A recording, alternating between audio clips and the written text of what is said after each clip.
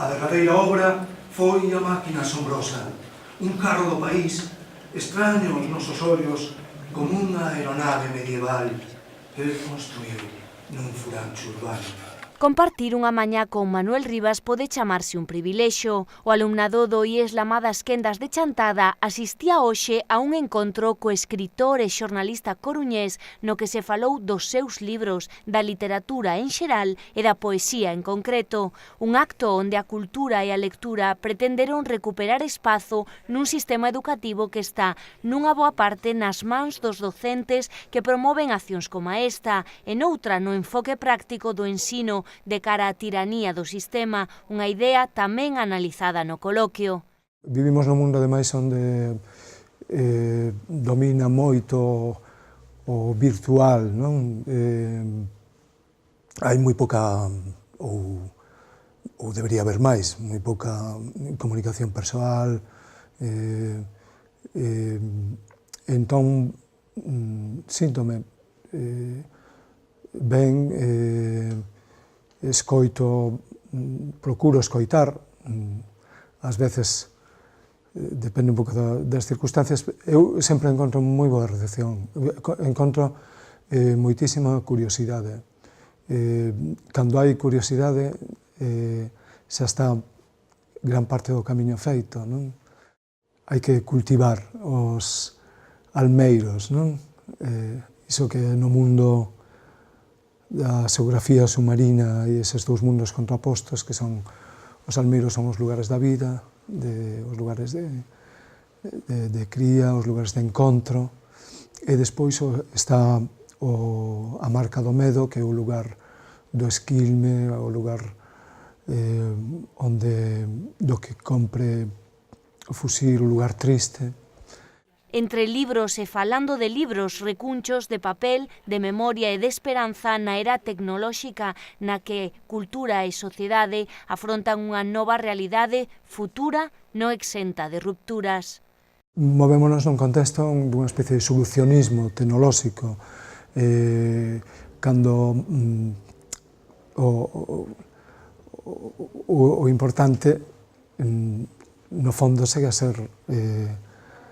ser o mesmo. Preguntabas pola esperanza, pois, por exemplo, como cultivar a esperanza, non? Podemos ter moitos medios, vivir, como definiu Dante, o inferno nun maldito sitio triste, non?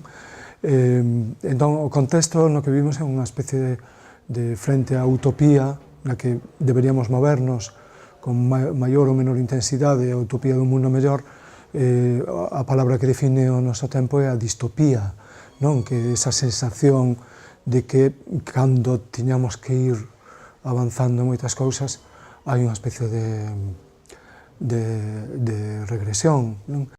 Si, para min as escolas, o ensino, malia ser maltratados, non? En todos os aspectos, en orzamento, en consideración, moitas veces e tal, realmente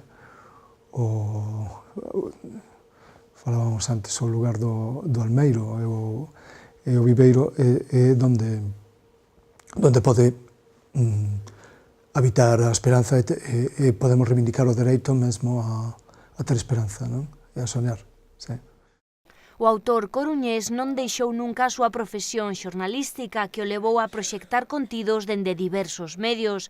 Hoxe, por exemplo, codirixe a revista Luces, un proxecto de ilusión case idílico que reivindica o oficio, pese a certas fendas e a sobrevida e tamén benvida aparición dos novos medios. Cando falamos de soportes ou de técnicas, non son apocalíptico, é dicir, non penso porque o problema é como se utiliza iso, e como se fai o tránsito, non? E como se fixo e se está a facer o tránsito, non? Cando son, ademais, moi compatibles, non? Hai mundos que semellaban que era a nova vanguarda, iso que chamamos redes sociais, ou sen máis que redes sociais vemos que son un elemento de propaganda e mesmo de control, non? Por iso que o importante é que o centro, debería ser o centro da economía, o centro da política, o centro da cultura, son as persoas. O xornalismo o que vive, que o pior das crises é a que poderíamos definir como unha crise existencial. É dicir, que hai poucas actividades onde cundiu unha especie de sensación da propia xente que ten ese mester de xornalista, de se era necesario ou non, se era útil ou non o seu traballo, non? Semellaba que calquera outra cousa podería sustituir o xornalismo, e estamos vendo que cada vez é máis efectivamente necesario ese mester, que o xornalismo non é un negocio, non pode ser só un negocio, porque non vai a ningún lado nese sentido, é algo máis, é algo diferente, non se pode mercantilizar as noticias, nin traficar cos soños da xente. Evidentemente, outra cousa é que aspires a ser autosostible, non? Porque iso garante a independencia dos medios. Eu penso que o xornalismo pasou por unha crise existencial, semellaba que estaba nunha especie de extinción, pero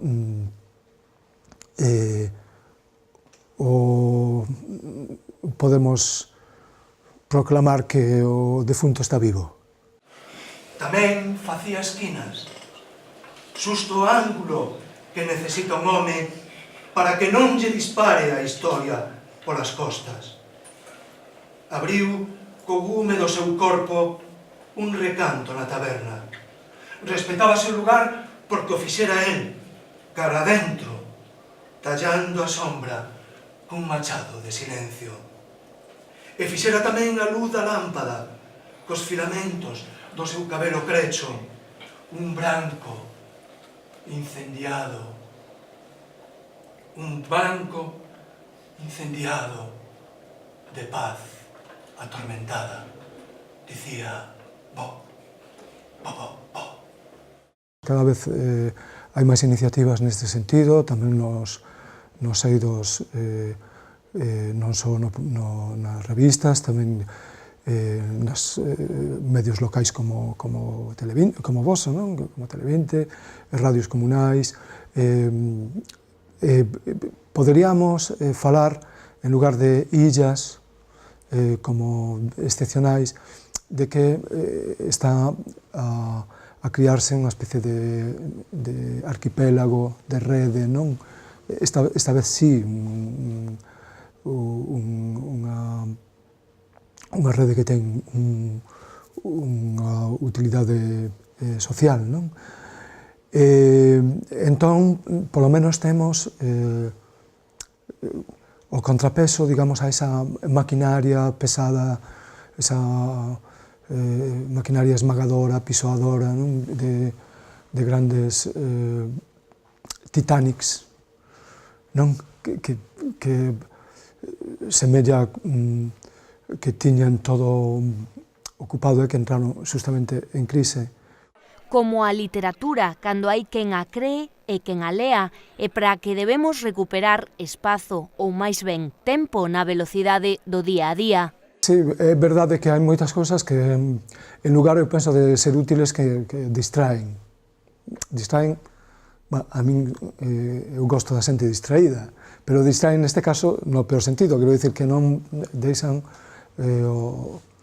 ese tempo que necesitamos, ese tempo que é o importante na vida humana, non?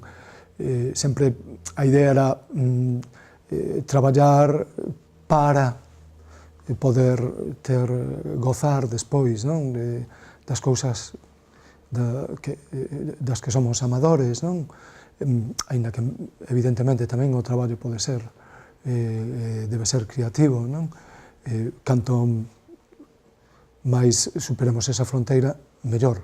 En todo caso, de todas formas, no mundo en que vivimos, ese mundo tan competitivo, por outra parte tan precario tamén, onde falamos de distopía, onde se perden dereitos, onde se perde polo tanto tamén se perde tempo propio, non? Tempo para compartir coas persoas que queres, coas persoas que te apetece estar.